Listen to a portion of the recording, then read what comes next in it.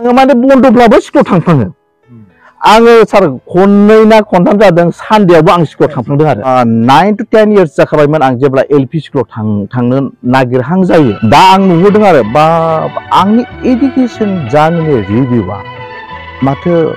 गोरलै नङामोन माथो बे बान्थाखौ लांफैनांगौ रन्जित बसुमतारिया क्लास 8 निफ्रायनो मोनदों सार बे बान्थाखौ बे बान्थाया मा रन्जित बसुमतारिया मोनसेबो 365 डेजनि गेजेराव जेसेबां क्लास जायो दा मोनसेबो एबसेन्ट खालामैनि थाखाय बे बान्थाखौ होनाय जादों होननानै बुंबाय होमबासो आसोलबा बिनि थाखायबो बान्था मोनो ओमफ्राय न'खरावथ' एकदम गैखाया आमाया बिदिनो हाजिरा मावो आयाबो बिदिनो ना फाननानै जायो ना फाननानै जोंखौ माने खरसा बुथुमनानै होयो आरो बेबायदि ओमफ्राय आबायाबो बिदिनो माइ हायो माइ खामला हायो जेरावनो हाजिरा मावो ओमफ्राय बे समाव आङो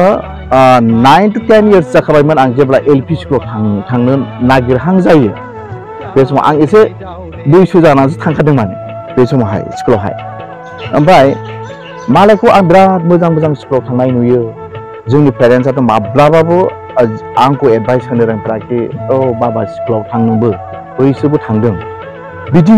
आंखौ माब्लाबाबो बुंफेराखै लाइफआवहाय खिन्थु आङो नुनानै बिसोर बुंनानै आं सेल्फ इन्सपायार जादों बा बिसोर मालाय जि मोजां स्कुलाव थाङो फैयो ग्रोम ग्रोम दा आंबो मोनसे आंनि जिउआव जांख्रिथाय फैदों आरो आंबो स्कुलाव थांनो लुबैयो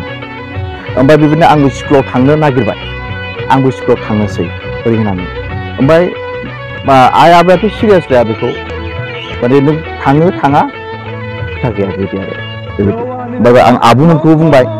ओमफ्राय आब'मोना औ थां बेबायदि ओमफ्राय बेबायदि थांनो थाखाय स्कुलाव थांनो थाखाय माने पेन मोजांबो गैया गस्ला मोजांबो गैया बे समाव थेवबाबो बिदिनो खुनु मथे जगार खालामनानै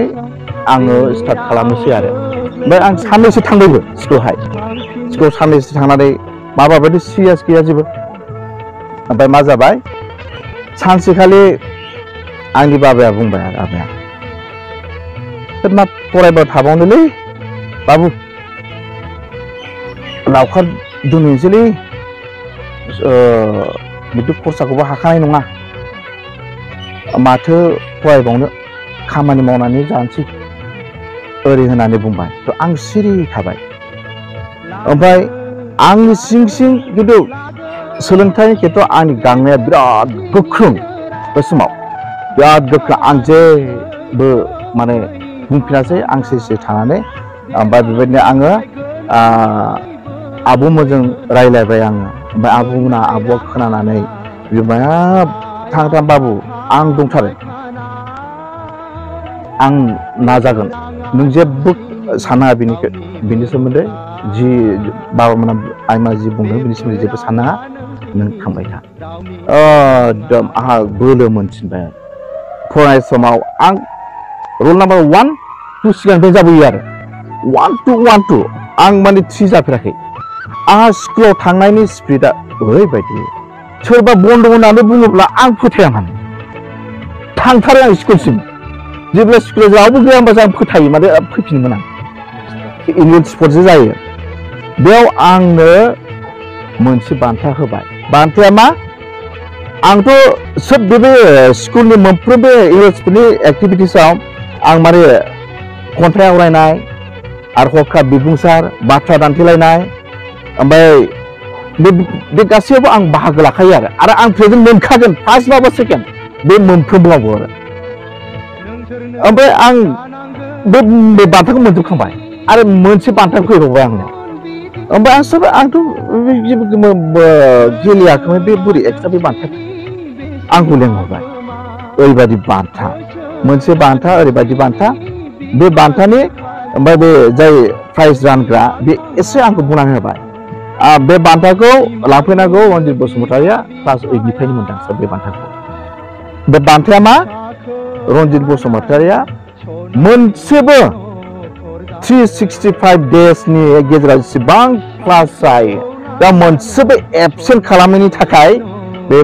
बान्थाखौ होनाय जादों होननानै बुंबाय होमबासो आसोलबा बिनि थाखायबो बान्था मोनो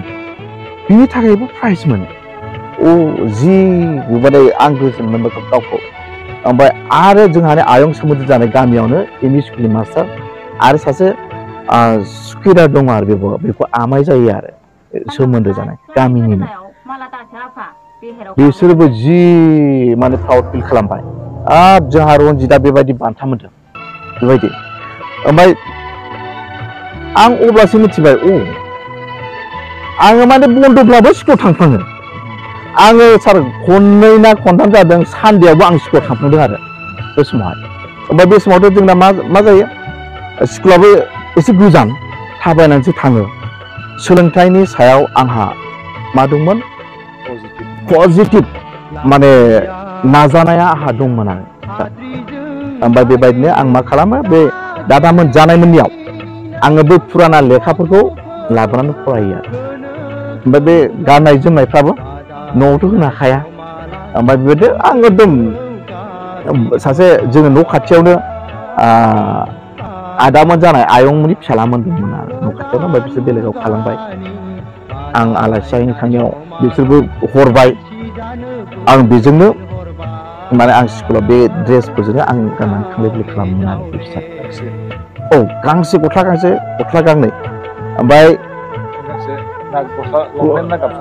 लंपेन्ट गांसे गस्ला गांसे ओमफ्राय आं बे समाव जुदि आबौ बानि मास्टार साहा आबौ आं ओरैनो आबौ होननानै बुङो ओमफ्राय जों दा हाइ स्कुलनि सार बे आंखौ मोनसे बड'नि मोनसे एमआइएल साबजेक्ट गोजोननाय मोनसे साबजेक्ट फोरोंदोंमोन बे सारा खनसे कम्पेयार खालामनानै बुंदों आरो आसल गोजोननाया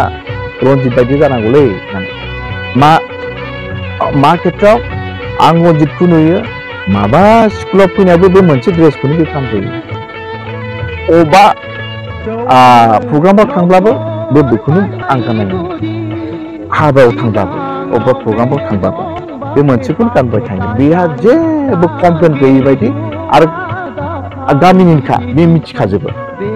जेबो कमप्लेनखौनो नुवा जि मोनो बियो बेजोंनो सोलियो जि मोनो बियो बेजोंनो गोजोननाय बायदि बे थाबायो बेबायदि होननानै बेयो फोरोंदों आरो साबजेक्टखौ प्रग्रामाव आं थाङोमोन सार थांनानै आं बिराद माने खोनासङोमोन जिरायथाब खोनासङोमोन आरो मटिभेसनखौ आं बिराद बुथुमनानै लायोमोन आरो बेफोरजोंनो आंनि उइल्स पावारा बिराद गोख्रों जादोंमोन आरो फरायनायनि खेथ्रआव आंखौ बिमा बिफाया थोनफेरनाङासै बे फरायदो दे बे स्कुलाव थाङो दे बेबायदि माब्लाबाबो बुंफेरनाखै आंनि बिमा बिफाया आंनि आब'मोनहा आरो सोरबा आंखौ माब्लाबाबो बुंनाङाखै नों स्कुलाव थांदो मानो थाङाखै दा बेलासि जाबाय मोसौ बोरमा खाबाय बस्था लानानै लेम लानानै हायाव फरायबाय फुङावबो रावबो फोजाखानाङामोन फुङाव आं बिदिनो आबामोना बे हालौनि सिखारबानो अलमस्ट बिनि उननि सिखारफानांखायो आरो बे समावहाय बेनो सिखारनानै ओमफ्राय एकदम स्कुलाव थांनोसै आरो बेबायदिनो माब्लाबा आबाया आंखौ हालौहैनो थोनो ओमफ्राय आं फुङाव हाल लाना थायोबा आबाया सोलायनानै बिदिनो आं सोलायनानै फैनानै आं स्कुलाव थाङो आरो बे माने रिपिटेडलिबो जायाखै आं बुधबार आं बेबायदि खालामनांदों आरो आं बेबायदि ओमफ्राय बेबायदिनो आरो सानसेखालि एग्जामनि समाव आं आबाखौ मोनसे बाथ्रा बुंदोंमोन आं दा हरसेसिम बांसिन फरायगोन आं एकदम हरावबो आं थाब उन्दुखायामोन आरो ओमफ्राय आं एसे लेट फरायगोन बाबाया गाबोन फुङाव आं सिखारनो रोङाबा आंखौ फोजालाय होनना बुंदोंमोन आरो बाबाया आबाया मोनसे खोथाखौ बुंबाय गावनि डिउटिखौ गाव मिथिखानांगौ आं मानो फोजालायनो ओइ दिननिफ्राय आं आरो माब्लाबाबो बुङा आरो एकदम गोसोआव आरो बे खोथायाबो आंना गोसोआव हाबना थाबाय फरायनाय स्कुलाव थांनाय बेथ' आंनि डिउटि आं आरो सोरजों साबस्टिटिउट हिसाबै आरो सोरखौ आं फोजानो लागोन बेबायदि साननाया आंनियाव फैबाय आरो बे समावथ' बहुत क्लासआ साइन्सनि आरो मेथ्सनि टिचार गैया आं मा खालामोमोन आं मेथ्सफोरखौ आं एग्जाम्पल नायैनो आं फरायोमोन आरो बाखि साइन्सफ्राथ' आरो बाखि ससियेल स्टाडि साबजेक्टफ्राथ' प्रब्लेम गैया एकदम नायनानै फरायखानो हायो जेबो प्रब्लेम गैया दा मेथ्सआव आं खिन्थु मेथ्सआवबो बेबायदि नायै आरो माखासे गेजेर गेजेरावनो बेबायदिनो दुलाराय फरायसा आफादनि आनसलिकनि मानसिफ्रा फोरोंहोयो बिसोरो हेल्प खालामो जोंनि बेस्टआनो जों जि इयाराव मेट्रिक पास जादों जोंनो बांसिन पास जादों आरो बे बोसोराव इमान जेंनानि गेजेरजों दं जोंनि ग्रुपआ माने अलमस्ट बुंनो थाङोबा बिराद चेलेन्जिं गोजाखौमोन आरो ओमफ्राय मेट्रिक एग्जामाव खिन्थु आङो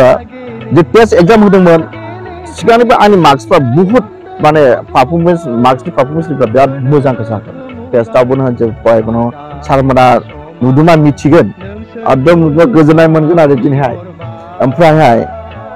मेट्रिकआवबो खिन्थु आङो इजिलि फार्स्ट डिभिजन फैगौमोन आरो ओमफ्राय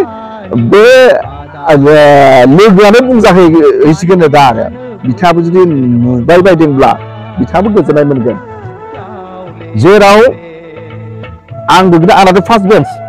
नेक्स्ट बिथांमोन आरो ओमफ्राय बियो आं जेरै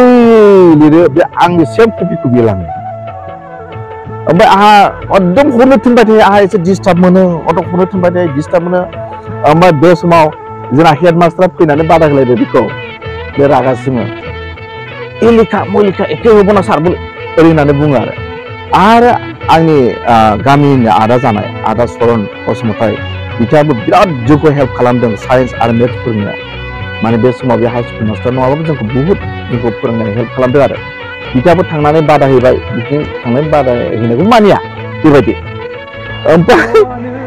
बेयाबो आंजों थाफानानै